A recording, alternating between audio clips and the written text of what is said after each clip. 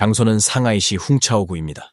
2001년 4월 6일 오후 3시 40분, 친구의 집에서 게임을 하던 류스자는 갑자기 아버지로부터 전화를 받았습니다. 아버지는 어머니가 사고 나서 빨리 집으로 돌아가라고 말했고, 그는 어머니가 심장병이 재발한 줄 알았습니다. 하지만 아파트 단지에 도착했을 때 그는 이상하다는 것을 깨달았습니다. 왜냐하면 그의 집 앞에 많은 경찰이 서 있었고, 주변 이웃들도 그의 집에서 일어난 일에 대해 입방아 찍고 있었기 때문입니다. 그렇다면 그의 어머니에게 도대체 무슨 일이 있었던 걸까요? 당시 류스자의 아버지가 집에 돌아왔을 때 아내의 모습이 보이지 않았습니다. 그가 침실을 확인했을 때 아내가 죽은 것을 보고 기절할 뻔했습니다.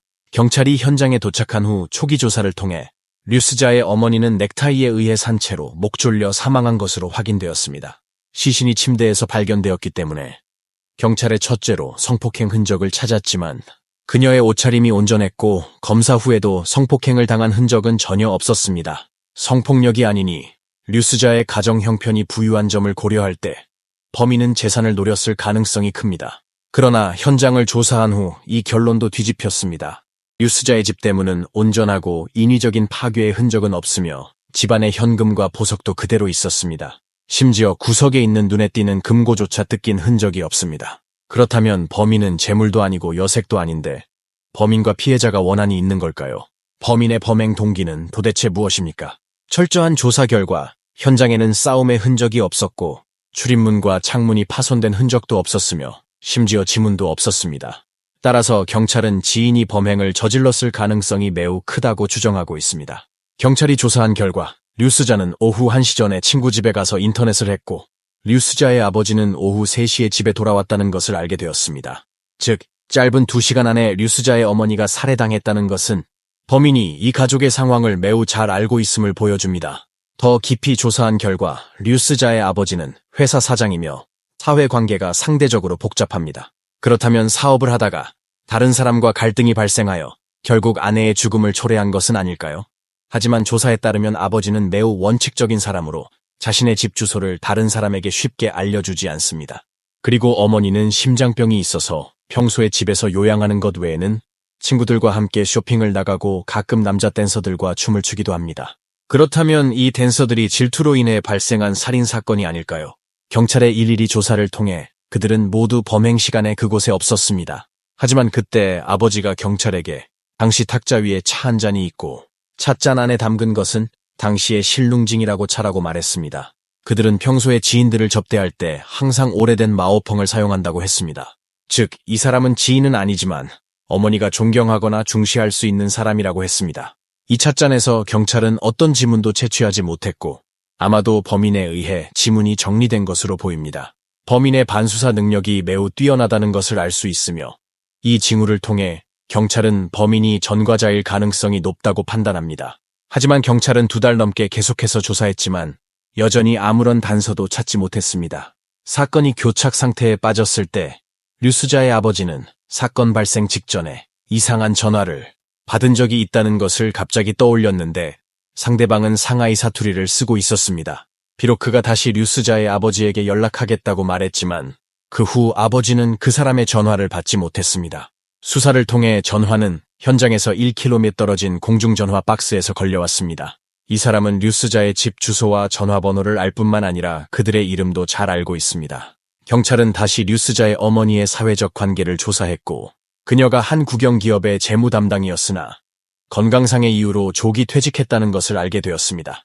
그녀는 병 때문에 집안일을 돌보는 것 외에도 몇몇 친구들과 함께 나가서 노래를 부르고 춤을 추었습니다. 밥 먹고 춤추는 동료가 비교적 일정했기 때문에 경찰은 그들의 혐의를 빠르게 배제하고 그녀가 자주 가는 노래방에 중점을 두었습니다. 함께 춤을 춘 사람에 따르면 어머니는 성격이 밝고 열정적이며 사람들 사이에서 매우 인기가 있다고 합니다. 비록 50세에 가까워졌지만 추구하는 사람도 적지 않다고 했는데 누군가 사랑 때문에 그녀를 죽였을까요? 경찰은 어머니의 파트너들을 조사했지만 모두 알리바이가 성립되어 혐의를 배제했습니다. 그럼 이 사람이 류스자와 무슨 관계가 있는 걸까요? 이후 경찰은 류스자가 다니는 직업학교에 주목했습니다. 바로 류스자가 졸업한 후 그는 동창록을 쓴 적이 있습니다. 동창록 위에는 그의 집 주소와 전화번호가 있었고 그들의 반 친구들은 모두 한 권씩 가지고 있었습니다. 당연히 그의 담임 선생님인 왕 선생님도 같은 자료를 가지고 있었습니다. 경찰이 학교에 도착한 후 조사를 통해 그의 담임 선생님의 이 자료는 모두 캐비닛에 잠겨 있어 전혀 유출되지 않았으며 그도 역시 학생 가족 정보를 유출할 필요도 없었습니다. 시간은 하루하루 흘러가고 있지만 류스자의 집 분위기는 점점 더 무거워지고 있습니다. 그러나 경찰은 여전히 아무런 단서도 찾지 못했고 심지어 부자도 서로를 의심하기 시작했습니다. 아버지가 아들을 의심하는 이유는 사건 당일 류스자가 친구 집에 인터넷을 하러 갔을 때 갑자기 어머니의 휴대전화를 가져갔기 때문입니다. 이는 아버지에게 약간의 이상함을 느끼게 했습니다. 류스자는 한창 사춘기였고 약간 반항적인 그는 종종 어머니와 말다툼을 합니다. 그날 류스자가 놀러 갔을 때 어머니에게 돈을 요구했지만 어머니가 주지 않아 두 사람이 다투었습니다. 그 과정에서 류스자가 실수로 어머니를 살해했을까요? 하지만 류스자는 당시 휴대폰을 훔친 것은 단지 친구들 앞에서 자랑하고 싶었기 때문이며 그의 친구들도 그를 위해 증언할 수 있었다고 말했습니다. 류스자는 왜 자신의 아버지를 의심했을까요? 어머니가 살해된 지 반년이 지나도 범인을 찾지 못하자 아버지는 젊고 아름다운 계모를 찾아주었습니다. 비록 이전에 류스자의 아버지가 돈을 벌었지만 집안의 재정 대권은 그의 어머니가 관리하고 있습니다. 그것 때문에 아버지가 미리 계획한 것이 아닐까요? 더 중요한 것은 그의 아버지가 보통 저녁 7시에서 8시 사이 집에 돌아왔지만 사건 당일 그는 3시에 집에 돌아왔는데 이는 분명히 비정상적입니다. 이것에 대해 아버지의 해명은 노동자들에게 돈을 주기 위해 미리 집에 왔다고 말했습니다. 경찰의 방문을 통해 아버지의 말이 사실임을 확인했습니다. 매번 어머니의 산소에 가서 제사를 지낼 때마다 류스자의 아버지가 항상 그에게 먼저 가라고 하고 자신은 아내의 묘 앞에 한동안 서 있는 데서 나타납니다. 경찰의 관점에서 볼 때 류스자의 아버지는 범행 동기와 시간을 모두 가지고 있습니다. 이는 사망자가 범인에 대한 무방비 상태일 뿐만 아니라 현장의 정리, 찻잔의 배치까지 그가 가장 잘 만들어낼 수 있는 조건이 있었기 때문입니다.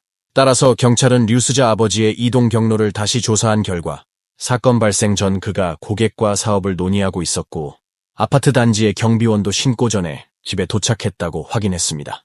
이렇게 류스자 아버지의 혐의도 배제되었습니다. 그럼 살인을 할 가능성이 있을까요? 경찰은 말했습니다.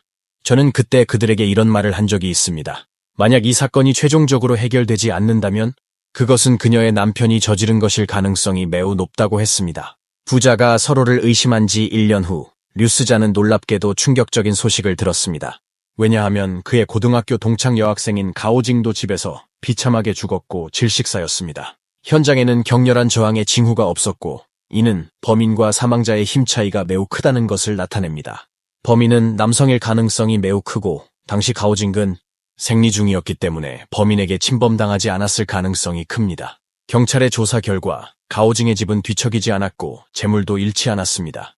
이 사건들은 류스자 어머니의 사건과 매우 유사합니다. 가오징의 어머니에 따르면 사건 발생 몇 시간 전에 상하이 억양을 사용하는 한 남성이 그에게 전화를 걸어 딸이 집에 있는지 물었다고 합니다. 경찰은 말했습니다. 당시 전화를 걸어 가오징기 있냐고 물었고 어머니는 지금은 없지만 잠시 후에 돌아와서 밥을 먹을 것이라고 대답했습니다. 그러면서 어머니는 한마디 덧붙였습니다. 제가 곧 외출할 테니 무슨 일이 있으면 그가 돌아오면 바로 연락하세요.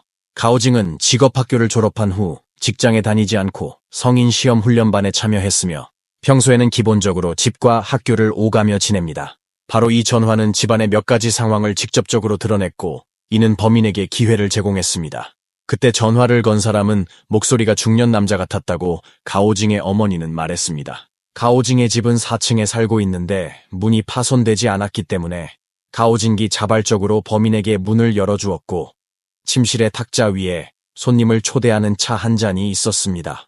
이것은 범인이 조용하고 내성적인 가오징의 경계를 늦출 수 있다는 것을 보여줍니다. 그렇다면 그는 도대체 누구일까요?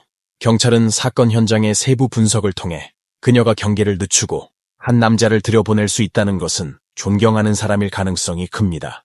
예를 들어 학교 선생님이나 명망 있는 학생의 부모님 같은 경우입니다. 따라서 경찰은 즉시 가오징이 다녔던 직업학교로 출동하여 조사를 진행했습니다. 경찰의 도착으로 직업학교 학생들은 학교의 학생 정보가 유출되어 피해를 입은 것이 아닌지 추측합니다. 하지만 가오징의 담임 선생님인 왕 선생님은 조사관에게 동창록이 사무실 서랍에 있어 분실된 적이 없다고 확고히 말했습니다. 그리고 가오징기 살해된 당일 학교는 마침 대회를 열었고 교직원들은 모두 이 회의에 참여하여 범행할 시간이 없었습니다. 이 두 사건 모두 직업학교와 관련이 있는데 정말 우연일까요? 두 사건 모두 직업학교와 관련이 있습니다. 하나는 직접 피해자이고 다른 하나는 피해자의 아들입니다. 게다가 같은 반 친구인데 단지 우연이라고 믿을 수 있을까요? 이어서 경찰은 가오징의 어머니에게 걸려온 전화를 다시 조사하기 시작했고 그 전화가 상하이시 양푸구의 한 잡화점에서 걸려온 것임을 발견했습니다. 이 잡화점은 가오징의 집에서 약 6km 떨어져 있습니다. 경찰은 이 잡화점에 와서 조사를 진행했고 슈퍼마켓 주인에 따르면 전화를 건 그 남자에게 매우 깊은 인상을 받았다고 합니다. 그는 전화를 한 후 돈을 주지 않고 떠나려 했습니다. 사장에게 부름을 받은 후 그 남자는 그에게 동전을 던지고 독한 눈짓을 했습니다. 이후 경찰은 전문가를 불러 사장의 설명을 통해 그 남성의 몽타주를 그렸습니다. 사장에 따르면 그 남자는 대략 40세 정도이며 키는 170이고 체형은 마른 편이며 피부는 검고 얼굴은 가늘고 길쭉하며 금속 안경을 끼고 있어 매우 점잖게 보입니다. 사장의 설명과 반복적으로 회상해낸 남자의 이목구비 특징을 따라 전문가는 범인의 몽타주를 그렸습니다. 상황을 파악한 후 경찰은 서둘러 그 반 친구들을 모두 모아 회의를 열었고 조사를 통해 그들 모두가 학생 명단을 잃어버린 적이 없다는 것을 확인했습니다. 하지만 경찰이 용의자의 몽타주를 꺼냈을 때 몇몇 학생들은 용의자가 그들의 집에 방문한 적이 있으며 담임 선생님이 아프다고 말하며 그에게 졸업생들의 상황을 알아보라고 의뢰했습니다. 하지만 어떤 학부모는 일이 좀 잘못되었다고 느껴 아이의 담임 선생님에게 전화를 걸었습니다. 그런데 들은 소식에 깜짝 놀랐습니다. 왜냐하면 아이의 담임 선생님이 아프지 않았기 때문입니다. 하지만 당시 이 남자는 엉뚱한 일을 하지 않았기에 그들은 신경 쓰지 않았습니다. 그들은 모두 죽음과 스쳐 지나간 것이 분명합니다. 아마도 당시 어떤 이유로 용의자가 미처 손을 대지 못한 것 같습니다. 경찰이 반에 있는 50여 명의 학생 학부모들을 한 분씩 비교를 합니다. 왜냐하면 경찰도 이 두 사건이 분명히 학생 명부와 관련이 있다는 것을 알고 있었지만 결국 해당 용의자를 찾지 못했습니다. 사건이 다시 교착 상태에 빠졌고 수사관들은 그들의 수사 방향이 분명 옳다는 것을 알고 있고 이 두 사건은 직업학교와 관련이 있지만 이상하게 범인에 대한 정보를 발견할 수 없었습니다. 경찰의 강력한 수사가 범인을 겁주었을 수도 있고 다른 이유 때문일 수도 있습니다. 이 범인은 더 이상 범행을 저지르지 않았고 마치 물방울처럼 바다에 녹아들어 행방이 묘연했습니다. 사건 발생 15년 후 류스자의 아버지는 병으로 세상을 떠났고 류스자는 아버지가 돌아가셨을 때 얼굴에 가득했던 아쉬움과 눈에서 흘린 눈물을 영원히 잊지 못한다고 했습니다. 류스자는 아버지가 안타깝게도 죽기 전에 어머니를 죽인 범인이 누구인지 알지 못했습니다. 그리고 류스자가 결혼하지 않은 이유는 도주 중인 범인이 자신의 미래 아내에게 손을 쓸까봐 두려워서 지금까지 혼자 지냈습니다. 가오징의 어머니는 딸이 죽은 후 병에 걸려 침대에 누워 있었습니다.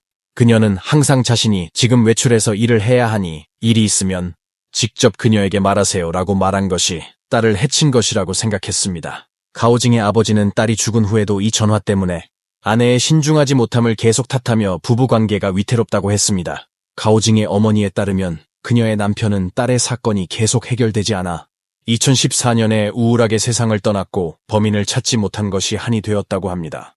뜻밖에도 새로운 전기를 맞이했습니다. 2020년 경찰은 최신 기술을 통해 사건 현장에서 채집하고 보관한 증거물을 재감식한 결과 마침내 류스자의 어머니 손목을 묶은 천에서 한 남성의 DNA를 찾아냈습니다. 그러자 경찰은 학급 내 학부모들의 DNA를 채취해 비교하기 시작했습니다. 2021년 3월 초까지 차오러러의 부모를 조사할 때 그의 아버지는 매우 반감을 보였습니다. 경찰이 차오러러의 집에 와서 상황을 파악했을 때 차오러러의 아버지와 어머니가 1996년에 이혼했다고 말했습니다. 그 후 아버지는 해외로 진출했으며 사건 발생 시간대에 그는 국내에 없었습니다. 차오러러의 아버지는 경찰에서 이혼했다고 말한 후 전처가 양쟁워라는 남자를 만나고 있다고 했습니다.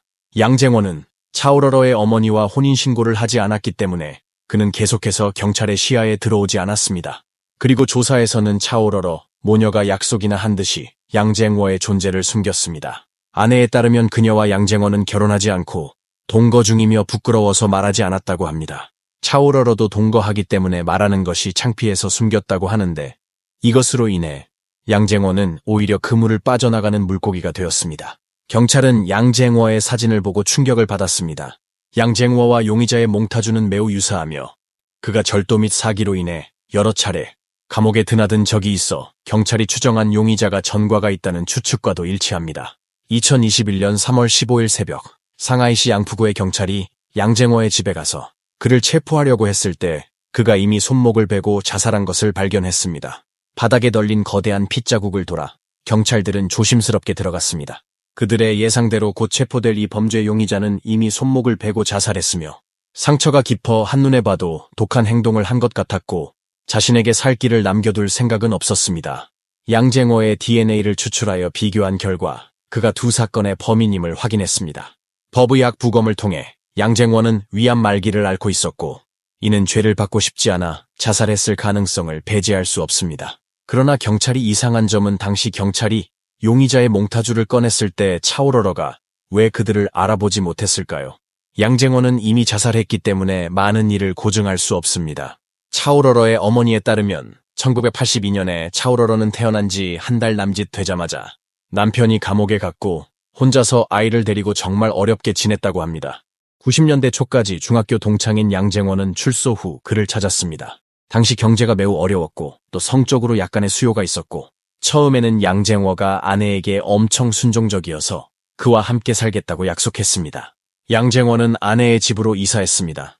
양쟁호는 취미가 다양하고 노는 것을 좋아하며 수입은 높지 않지만 일찍이 비디오를 사서 음란한 영상을 보기 좋아했습니다. 결혼하지 않았기 때문에 차오러러의 어머니는 그를 관리할 권한이 없다고 생각하여 그의 행동을 방치했습니다. 어느 날 양쟁호는 다른 여성을 집으로 데려가서 음탕한 짓을 하던 중 아내에게 들켜서 몇 번이나 헤어지려고 했습니다. 하지만 함께 있는 시간이 길어져서 결국 두 사람은 헤어지지 않았습니다. 2001년에 아내는 큰 수술을 받았고 양쟁호와 성생활을 할 수 없었습니다. 욕망이 충족되지 않자 양쟁호는 양녀의 몇몇 동창생들에게 마음을 돌렸습니다. 하지만 류스자는 남자인데 왜 양쟁호가 먼저 그의 집을 선택했을까요? 경찰은 류스자의 이름이 비교적 여성적이기에 양쟁호가 여자로 착각하고 먼저 이 집을 향했다고 예측합니다. 방문 후 본인인 류스자는 비록 없지만 집에는 자신의 욕구를 채울 수 있는 여성이 있기에 범행을 저질렀을 가능성도 있습니다. 동창록이 유출된 것에 대해 차오러러는 당시 집이 방 한 칸짜리였고 세 사람이 같은 처마 아래에 있었기 때문에 양쟁호는 그녀의 동창록을 쉽게 볼 수 있었다고 말했습니다. 그렇다면 양쟁호의 범행에 대해 차오러러 모녀가 알고 숨겼을 가능성이 있을까요? 경찰은 이에 대해서도 조사를 벌인 끝에 가능성을 배제했습니다. 양쟁호의 자살과 함께 20년에 걸친 이 미제 사건은 마침내 막을 내렸고 피해자 가족들은 조금이라도 마음의 위로가 되었습니다. 반 친구들은 모두 한숨을 쉬었고 아무도 동창록 한 권이 두 명의 목숨을 앗아갈 줄은 생각하지 못했습니다. 차오러러는 나중에 이 동창 기록부가 없었으면 얼마나 좋았을까? 그리고 그녀의 어머니가 양쟁호를 몰랐으면 얼마나 좋았을까? 라고 경찰하고 말했답니다. 시청해 주셔서 감사합니다. 구독과 좋아요는 사랑입니다.